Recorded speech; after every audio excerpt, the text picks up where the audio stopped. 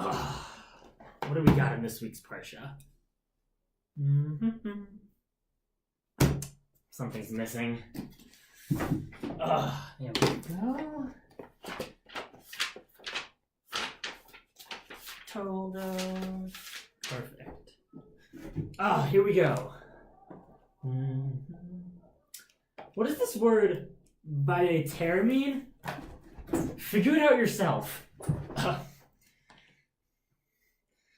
Get off your phone, you're getting distracted. I'm sad. Back at home, I used to make Parsha videos with my best pal. That was my purpose in life. To educate the world through poorly made videos and bad humor. But now, my old Chavuta is off to a new yeshiva, steiging away with all of his new friends, leaving me all by myself. Ha! A Chumash Rashi, just set up right here. How convenient. Huh. Hey, that's your Chavuta. Oh, I'm sorry. Is it okay if I used it? Fine. Wait a minute! How did we get here? I don't know, the power of Dan's bad editing? It's been a while. I bet you've been wondering what Parsha it is. I bet you've been craving answers for questions you've never had. I bet you've been wondering what happened to the two greatest Torah scholars the world has ever known. That might be a slight exaggeration, but we're back. And with almost 3 months of yeshiva behind us, we might be almost decent at this stuff. Is that better or worse than half decent? Anyway, let's cut the banter and get to the Parsha. You guys must be famished for some Torah insights. Get it? 'Cause there's a famine in this week's Parsha, and Esav is famished when he sells his birthright for soup. Famished. I like soup. Welcome back to Dan and Ezra Discuss the Parsha! A very special edition from across the pond and a couple of deserts. The land of milk and honey. Bagged milk is always better. Eretz Yisrael. This week's Parsha is Parashat Toldot. You might find this Parsha an antidote. We have a couple of things to note. So a brief overview we have wrote. Rivka's troubled on shaky boat. But the birth of twins keeps the future afloat. Yaakov to Bechor does Esav promote. People are famished, Avimelech provides oat. Yitzchak builds wells and quenches the throat. Regarding the blessings, Yaakov gets Rivka's vote. Esav's upset. Yaakov's a scapegoat. Rivka sends him to a place remote. To get married, be a shepherd, just like Lot. We're out of rhymes, so let's get to the quote. And unlike our poem, it's pretty serious. At the beginning of the Parsha, Rivka finally manages to conceive. But it isn't everything she thought it to be.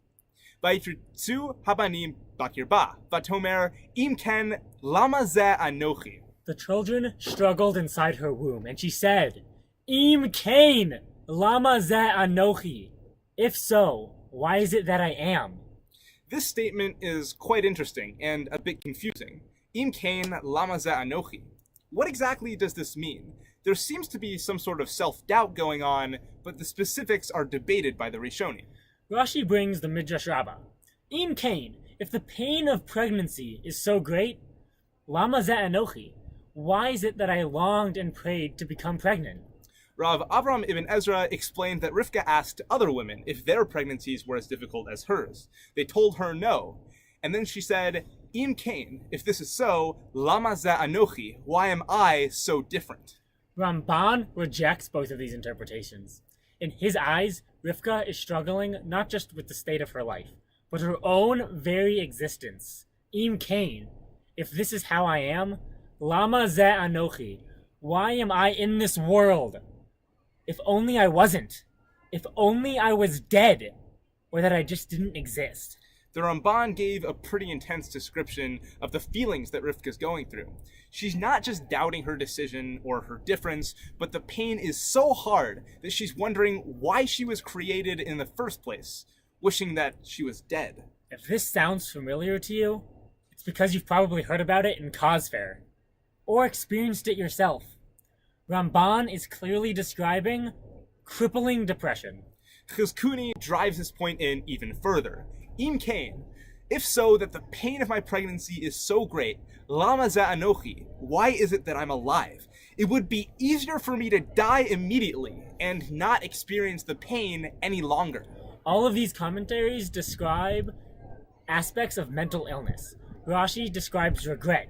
Due to her current state, she's regretting her decision to even become pregnant in the first place. Ibn Ezra describes comparison to others. She looked at other women for the standard by which she judged herself. The Ramban and Chizkuni describe something deeper.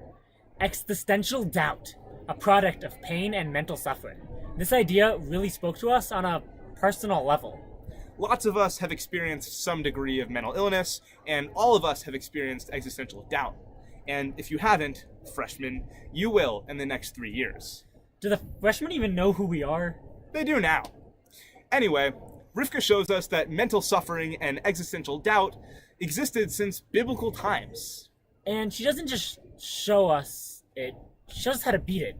You can't just sit there and think, doubting yourself, comparing yourself to others, and regretting your decisions. You have to take proactive steps to get help. Vatelech lidrosh et Hashem. Rivka went to inquire of Hashem. The Midrash says that this means she went to Yeshivat Shem and Ever for help. Yeshivat Shem ve'ever? What's that? Don't worry about it. It doesn't exist anymore.